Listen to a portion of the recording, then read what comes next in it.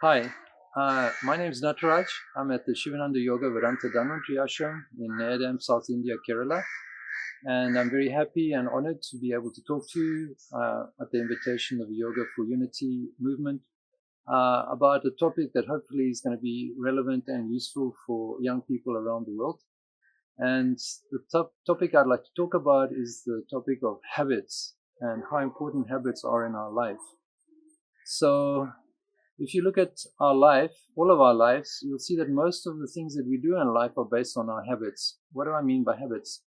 Habits means we do things without really having to think about it too much. It's just like the usual way that we do things.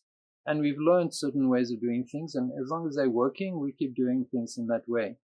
So most of what we do every day is based on our habits, like from the time you wake up, how you get out of bed, how you brush your teeth, how you comb your hair, how you put your clothes on, what kind of clothes you put on.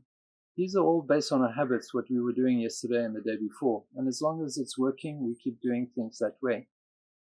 Of course, all the habits are not always useful like that. Sometimes we also have bad habits, and I'm sure you can think of some bad habits. Examples I can think of was like smoking cigarettes, drinking too much alcohol, getting really drunk, and sometimes, getting irresponsible, and waking up late, not taking care of my body, like not dressing or cleaning myself properly or taking care of my clothes, just making a mess in my room. These are kind of examples of bad habits which many of us have had or are having. So when we have these kind of habits, we can see sometimes it's very difficult to actually get out of them and to change those things. So we should understand our habits, where do they come from, and can we change them, and how can we change them? So let's take an example. Well, I'd like to share a little bit about my life, actually. Maybe that'll also help you to understand my habits. So I was born in southern Africa, Zimbabwe. My parents were Italian. They came to live there. And we lived in a very simple working class family. But I was able to do well at school. And after school, I was able to go to university and study medicine. And I graduated as a medical doctor. And I worked for about 9 years as a medical doctor in South Africa as well as in the UK. But by the age around my mid-30s, I was facing a lot of challenges, both in my career, trying to move ahead in the career, passing exams and competing with other people. And at the same time, I was also facing personal relationship problems with my first wife. So this drove me ultimately to seek counseling from a counselor. And then I kind of asked myself some very important questions, like, what do I want in life? And I realized that I just want to be happy. And I'm sure that's what everybody wants. And I knew I could be happy. I have been happy in my life. So there's no reason why I shouldn't be happy. So with that understanding, I made a commitment to myself that I'm going to use my life to make sure I'm happy at any cost. And on top of that, I should also realize that I can't depend on other people or my situations to make me happy. That I have to take responsibility for that happiness and I have to make it happen. And I can't expect it to come from somebody else or something else. And if I'm really serious about it, I should be ready to sacrifice anything that's stopping me in that direction. So I was able to make these clear decisions at that time in my life because I was in a kind of desperate situation. And incidentally, at the same time, I started going to yoga classes. And the yoga classes and the meditation classes that I went to and the philosophy of yoga brought a lot of clarity and energy into my life, both physically and mentally and spiritually, and made a lot of things clear in my mind. So with that, with those experiences, I was getting more committed to practicing yoga and making yoga part of my life. So much so that I decided to leave my job as a doctor and stay with the yoga organization and become a voluntary teacher and staff seva, doing seva in the organization. And this brought me to India, where I've been living in an ashram here in Nayadam for over 20 years. And why did I choose this lifestyle?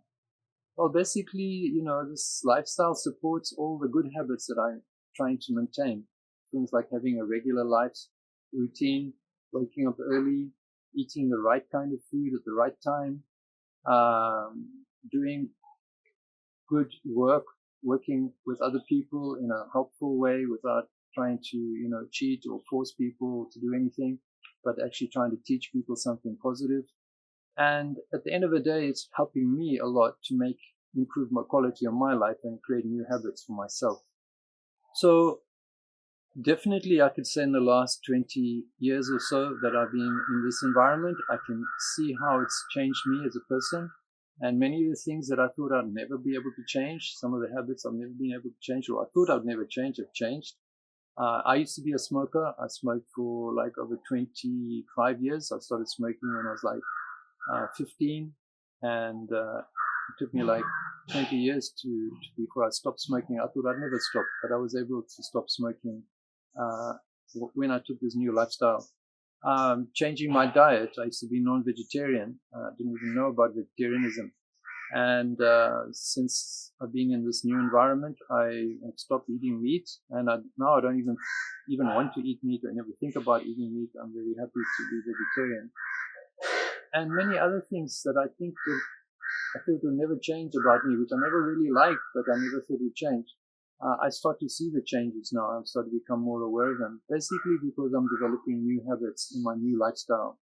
And that's what yoga does for us, actually. Yoga gives us new things to do.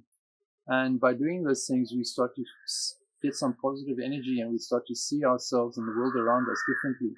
And the things that used to be a problem before are not really a problem anymore. We're not stuck in them anymore, because through the yoga practices, we're getting a new kind of energy, a new kind of vision, so that we no longer fall into those old ruts, what do we call our negative habits, and we're able to keep ourselves on a positive route and make that stronger through our practices, so that the negative things start to disappear naturally because you start to develop new positive ones. So yoga is teaching us so many different things that we can do to make our life more healthy and positive. So it doesn't necessarily mean you have to start yoga. I mean, I'm sure everybody has different dreams in their life, what they want to do. For example, I'm sure many of you would like to go traveling. Let's take one simple example. Traveling has become very popular since COVID, and these days people have the possibility to travel. So you might like to go to some foreign places and meet new people and see new things, very exciting. But you might think it's not really possible. How do I do it? And it's a bit scary doing something like that. But basically, if you start thinking about it and you keep thinking about it and you keep looking at people's blogs and where they've been traveling, and you read articles about places and, how people travel and what are the things you should and shouldn't do. If you keep looking at those things and thinking about them, you'll see eventually you'll be ready to make a travel yourself somewhere. It might not be very far. It might be in your own state or in your own country, or maybe even abroad, depending on your budget.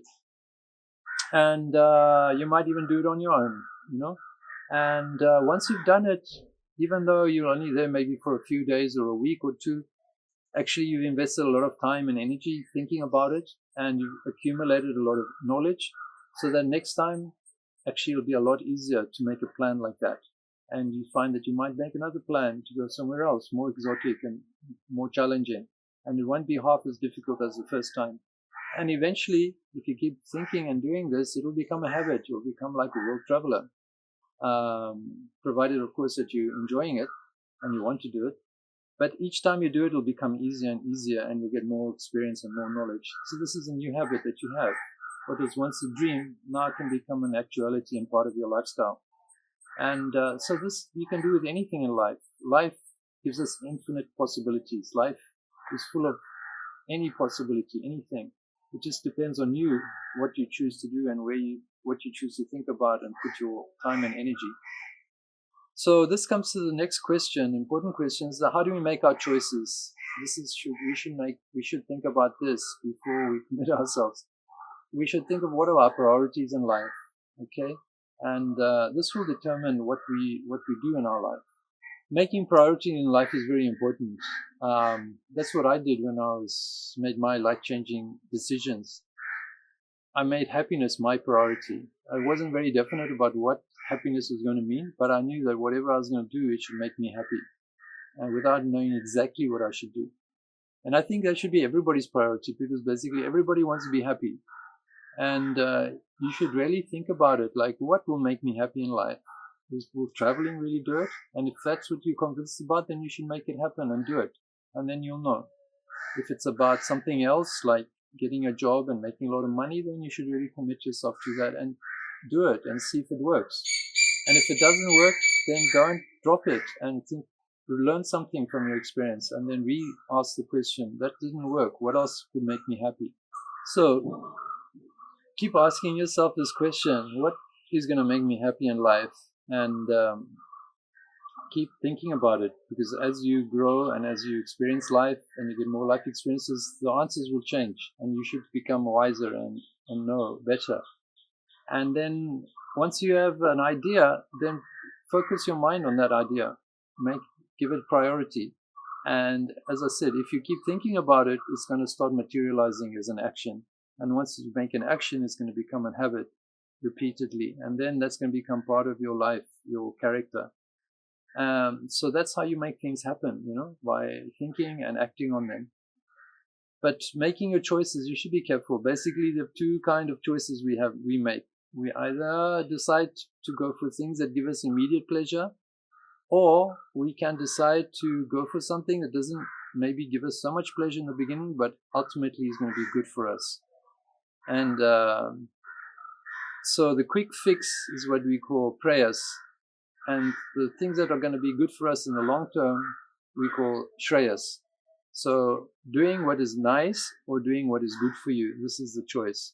So if you go into a grocery shop, you want to get a snack, are you going to go for the ice cream cone, or will you possibly go for a fresh fruit, like a banana or an apple instead?